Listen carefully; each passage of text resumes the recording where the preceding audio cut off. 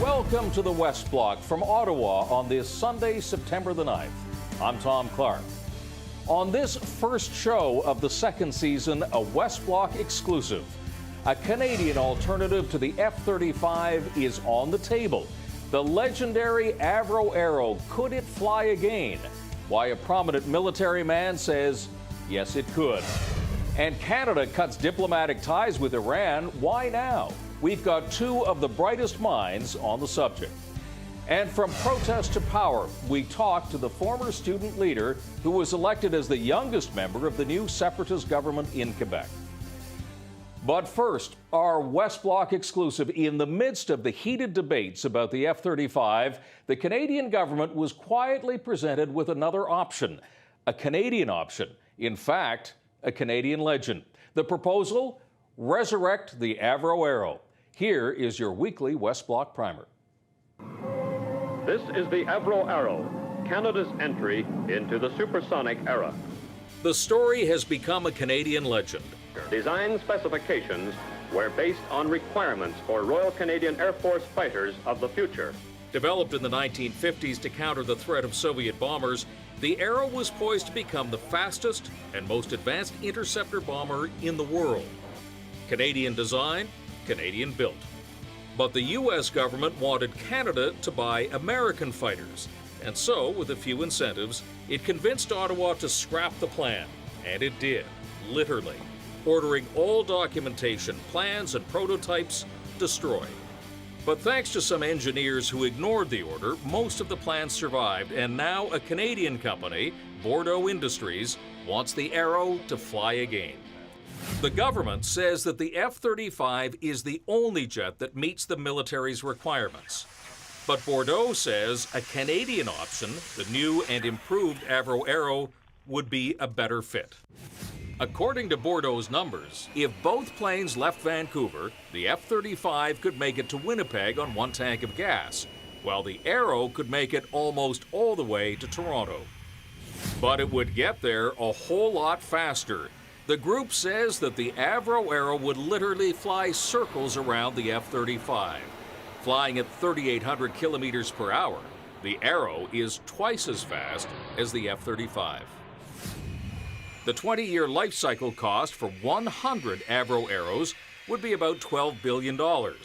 For just 65 F-35s, it would be more than double that, $25 billion. Despite these numbers, the Canadian government has rejected the proposal, saying it's just too risky to consider. For now, the Avro Arrow is grounded once again. Well, joining me now, one of the main proponents for this project and perhaps Canada's best-known soldier, retired Major General Louis Mackenzie. General Mackenzie, thanks very much for being here. My pleasure, Tom. Let's make one thing very clear right from the beginning. Do you have a financial interest in this project? Absolutely not. I even thought it was a joke when it was first presented to me, when Marc Bordeaux, Bordeaux Industries, came to the house and said, look, I have an idea for a replacement for the CF-18. I said, great. And then I looked at it, saw what it was, and I looked around for candid camera. I thought I was being set up for bloopers or something, but not a penny. I'm a patriot.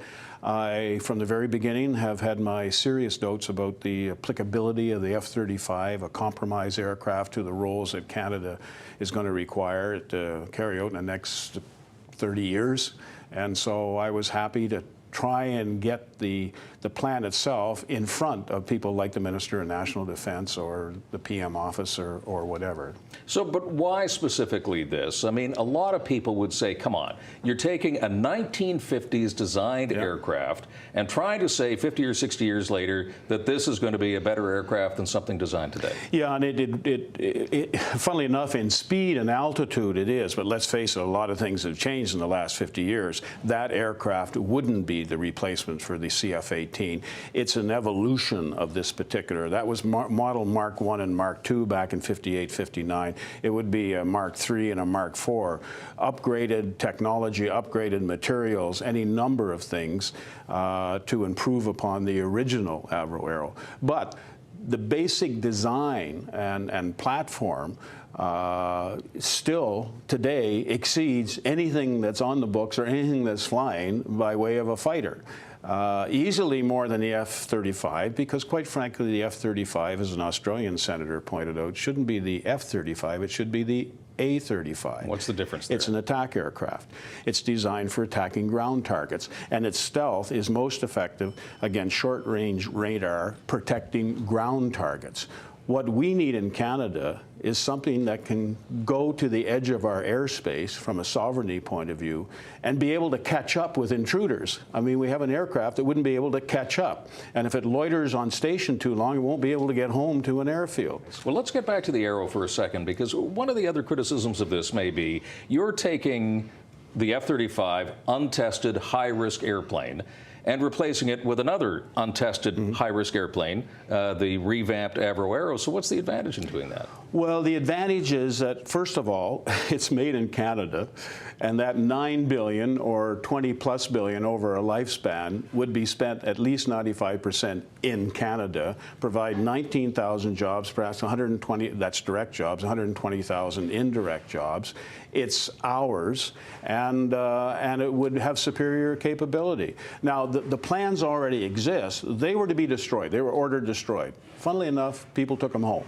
So Bordeaux Industries has access to those. Some of the original engineers have those plans. Testing was done.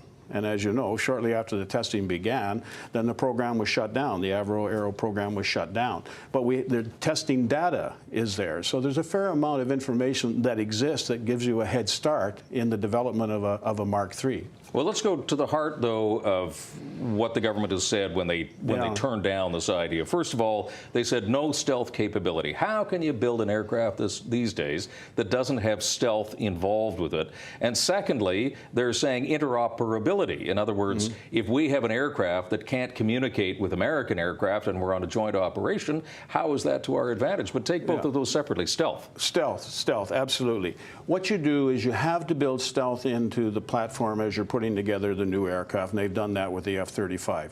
Already, anti-stealth has caught up to that and overtaken it. So you're stuck with an aircraft for 30 years that has a capability that a more developed anti-stealth capability can handle.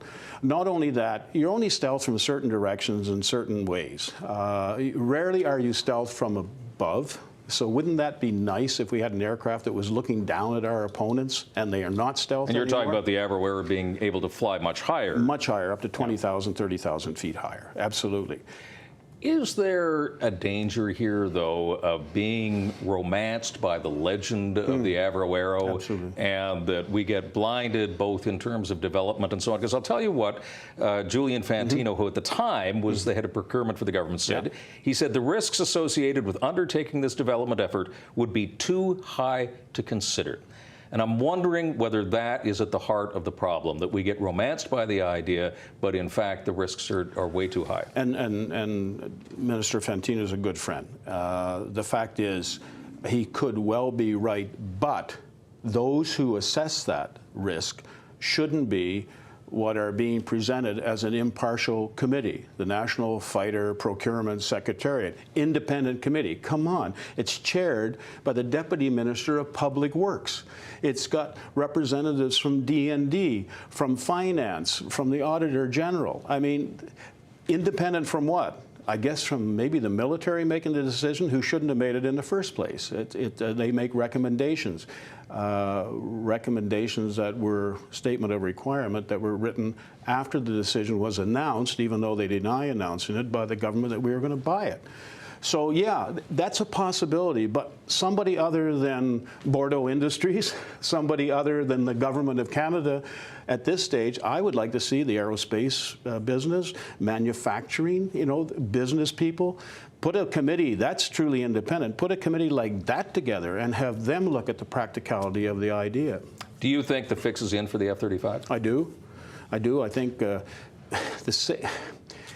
I worked in the bureaucracy for a while, only 1 year here in Ottawa, but I know how these things work. And when a submission or a request comes in, it goes down, to the sharp end comments, and then it comes back up and you get your answer.